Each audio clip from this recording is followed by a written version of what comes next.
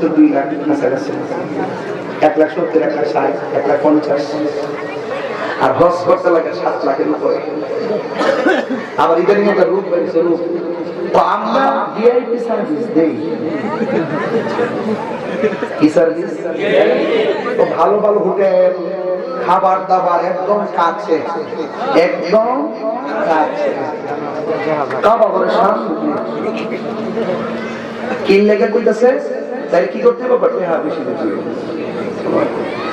আর আমাদের সে কিছু লোক উপহার ঠিকই আছে, কাছাকাছি হইলে তাকে খাইতে রুম, খাউন্ডা ভালো করে খাইতে রুম, এসির বাতাস ভালো করে খাইতে রুম, ঘুরতে রুম। হ্যাঁ, কষ্ট করতে গেছে না, হানি গেছে।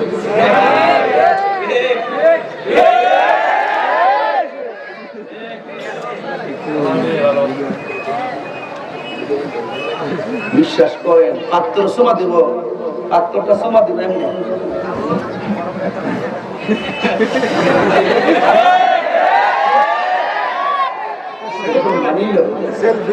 প্রত্যেকটার হজ আইসিইউতে,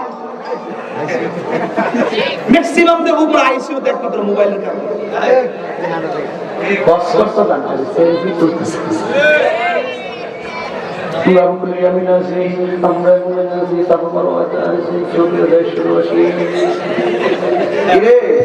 মোবাইলে মানুষের যাইতে গেছে না, আল্লাহর ভালো লেগে গেছে।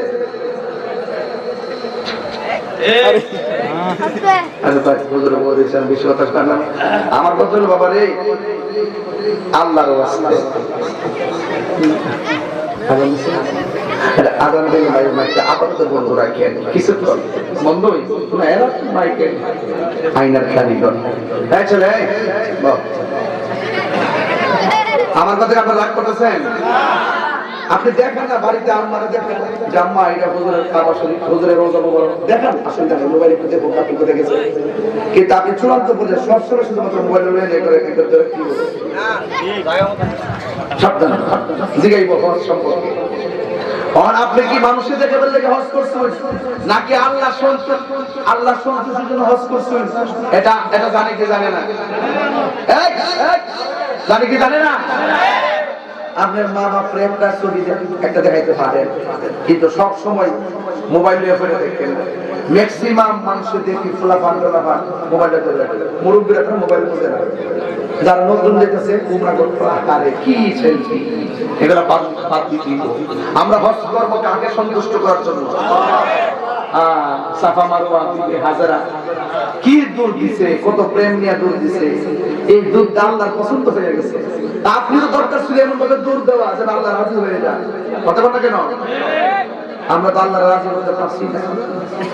এই জন্য জিজ্ঞাসা করবে ওই পরিচয়তে সম্পর্কে জিজ্ঞাসা করবে। আমার আল্লাহ রাব্বুল আলামিনের নিদর্শন আছে অনেকগুলো, এর মধ্যে সাফা মারওয়া হলো একটা নিদর্শন। আমার আল্লাহ বলেন ইন্নাস সাফা ওয়াল মারওয়াতা মিন শাআইরিল্লাহ, নিশ্চয়ই সাফা এবং মারওয়া আল্লাহর নিদর্শন সমূহের মধ্যে অন্যতম নিদর্শন।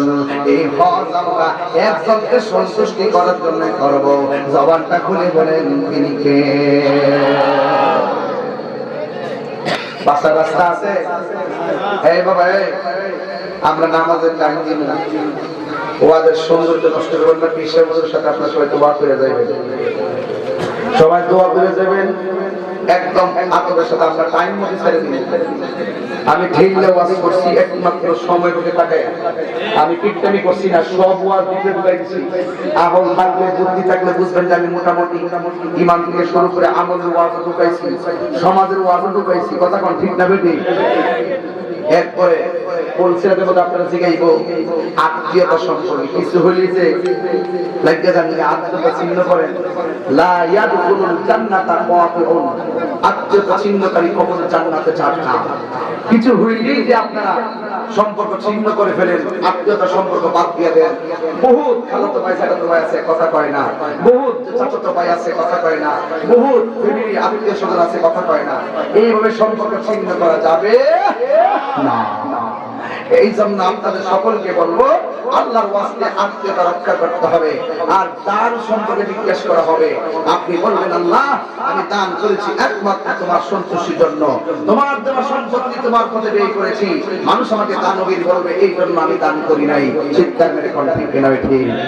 এই জন্য আজকে থেকে খবরদার আমল করব কার সন্তুষ্টির জন্য। আর কারা রাজি আছেন হাত তোলেন, রাজি যারা আছেন আছেন, এটা মহব্বতে করে আল্লাহু আকবার, আর বড় করে আল্লাহু আকবার। আমরা সবাই আমি বসবো, আসেন দাঁড়িয়ে নবীর সালাম দেই